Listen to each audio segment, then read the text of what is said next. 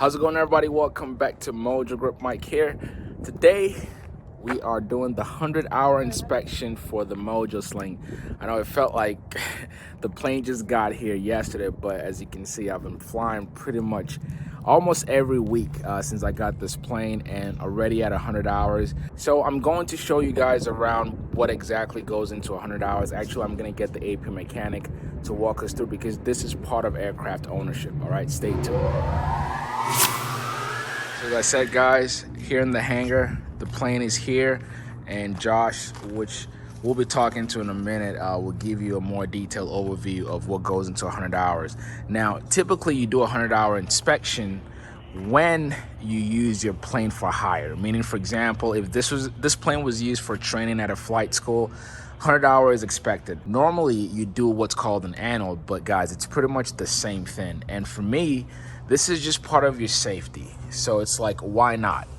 This is an experimental airplane, and so for me, I'm taking the extra precautions because maintenance and staying on top of maintaining your aircraft is part of what keeps you safe in the skies. And so when they hit 100 hours, I'm like, let's just do this. And normally when you do 100 hours, mainly you check a bunch of stuff in the engine bay, which I'll show you. And also you inspect your airframe, you inspect the wheels, okay? You inspect your brakes, check your hinges, sealants too. So for example, one of the things, we checked this, and this looks good, but I think we need to seal properly the door for the parachute. So a bunch of these things you check whenever you're doing your 100-hour. And again, it's more of preventative stuff, because this is a new plane, but doesn't mean that you don't do your maintenance. And speaking of, before I get Josh here, let me show you some of the stuff you would check. Now, normally before I go fly, I check for things anyway. One thing also, guys, is you take the cowling covers off. You can see blue tapes on, you see there on the nose wheel there, and then you see also on the cowling tips. That's so that we don't scratch the actual covers and fairing. That's why the blue tape is there. Just a nice piece of nugget there if you're doing this by yourself. And understand that 100-hour or annual, to me, they're pretty much the same thing. You can get a proper A&P mechanic to do it, and also you can get your repairman certificate, or you can do what's called the owner assist maintenance, which basically a guy like Josh that I have can walk me through and guide me through all of the stuff that needs to be done. That's called the owner assist. So there's several ways you can go about it. This engine is turbo charged, so you check your turbo also, and you check these also. These are your heat shield, and you check and make sure they're properly wrapped around. You also want to make sure, like these tubes here, that they're not touching anything that's hot, because it could eat at them. So you check all these things, make sure they're properly spaced out. And guys, I don't know if you remember, whenever I was actually building this airplane, we had issues with one or two of the clamps here. And so things were leaking out whenever we were trying to start the engine for the first time. So I made sure that we checked those new clamps that we put in back then to make sure it's still holding.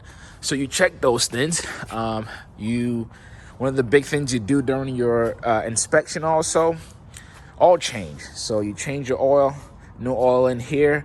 You check the spark plugs. Actually, for the Rotax, this is a Rotax 915, and Rotax actually encourages you to change out your spark plugs every 100 hours. So that's one of the things that we're doing as well. And the reason Rotax encourages to change out the spark plugs is it also depends on the type of fuel that you're running in the engine. So this engine can take both car gas and 100 low lead. For me, I've been running 100 low lead for the most part, because that's what I have easy access to. And so I have to change mine every 100 hours. If you were running car gas, for the most part, you actually have an extension, so you can change the spark plugs at 200 hours instead. Again, these are just preventative stuff. You don't have to do it, but why not? And then another thing we looked out for, I don't know if I uploaded the video already. See that wheel there? We had a brake leak a while ago, and we bled the brakes back then. And so that's another thing we check. You want to check your brakes, make sure they're good. And so we check the brakes. Also, we check, you pull it back, make sure things are holding. There's a brake reservoir in the cowling there. You check that. And over the months, guys, I've had a bunch of squawks for this airplane. Like I said, just because you get a brand new plane doesn't mean that you're not going to have things. That is not how it's supposed to be. So I use that. I take notes basically every time I do a pre-flight. And as I mentioned, I use cold flight as well, which is a good spot to mention cold flight here. It's really helped out greatly for this inspection, because all the squawks that I put in my cold flight app, we're able to go through each one at a time. So that's one nugget for you. So guys, make sure you check out cold flight and use the promo code Mojo Grip and test it out for 60 days. And so moving along, so we check all the squawks that we have, and again we go around the airframe, make sure things are where they're supposed to be. And let me get Josh to actually give us a proper walkthrough. All right, Josh, tell the audience who you are and help me out a little bit. Some of the stuff that we've done here. Well, mostly you've done here. So I'm Josh Roeder, owner of Ready Pilot. I'm an AMP as well.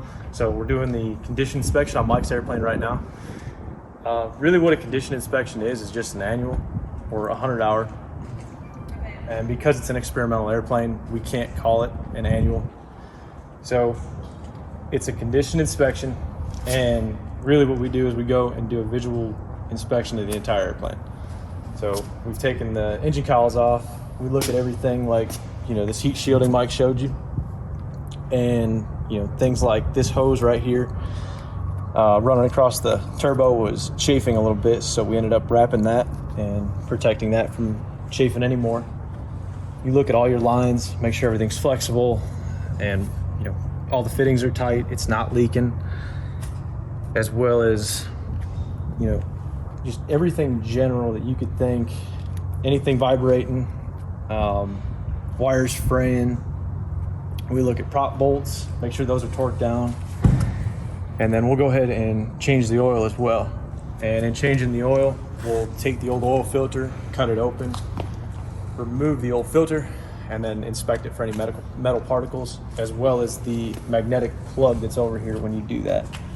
So you have the oil filter and magnetic plug up in here. Awesome.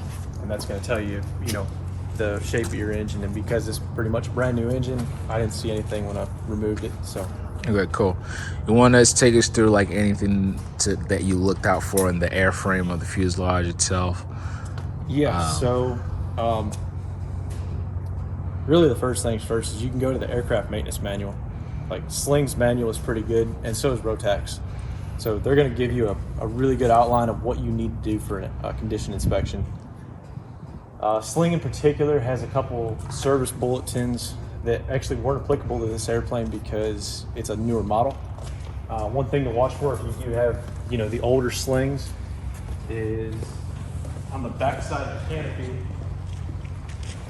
And they sent out this service bulletin a while ago. This rivet spacing is different on the older models. Instead of having one rivet, about every inch, they actually skip. So there'll be one here, and one here.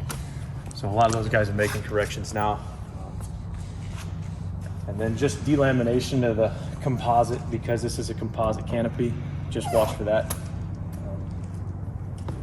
Okay. And then, Mike had that brake issue, so we ended up tightening that fitting. It's all covered up now, but what we ended up doing there was tightening down the fitting and working the brakes multiple times, making sure that it wasn't gonna leak anymore. We checked the reservoir, there was more than enough fluid in there, so we let that go because there was no leak, so he must have taken care of it last time they bled them. Just as you're going along, really what's nice about these airplanes is they're torque sealed. So look for your torque seal, right? So that orange line in there means that everything's lined up, that nut and bolt haven't moved. And if you did it right the first time, it should be torqued down properly. Because these parachute portals don't have any seals around them, you might find a little bit of water seeping into your baggage compartment. That's something that we're working on right now. And then your GPS and your comm antenna, make sure that they have sealant around them. I'm actually going to put some PRC on Mike's antennas here at some point. But other than that, honestly, follow the manuals. I mean, like I said, Rotax and Sling both have awesome manuals to look through and go through, and they've got printouts, and do the best paperwork that you can. So even though it isn't experimental, the more paperwork you guys do and the more you log, the more your airplane's gonna be worth when you go to sell it. The better track you can keep of any issues that are going on, whether it's, you know, an ongoing issue like that break. You know, at least people know about it. So next time you go to work on it, the next guy's like, oh, this is what they did. I'm gonna go fix it a different way. All right, guys, so there you have it. These are some of the things you look out for the maintenance of your airplane, whether you're flying an experimental or you're flying a certified plane. These are things I encourage, you know, any pilot owner to do. Again, it's just part of safety and keeping on top of the plane. And as a matter of fact, Josh, that we just spoke to, not only is an A&P mechanic, but he's also a flight instructor, and he's working right now on a course.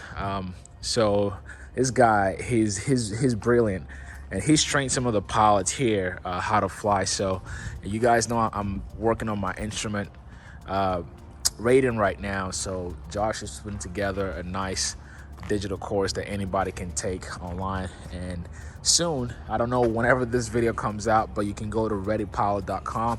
As a matter of fact, that's Josh's plane right there. And if you come to Sun and Fun or Oshkosh, you probably see him around. So you see Ready Pilot, and this baby is going to be flying and teaching new pilots how to fly. And so, guys, make sure you check that out. I'm going to leave a link in the description below. But there you have it. Thank you so much for watching. Make sure you give this video a thumbs up. And again, guys, please keep safe, fly safe, and I will catch you on the next video. Peace.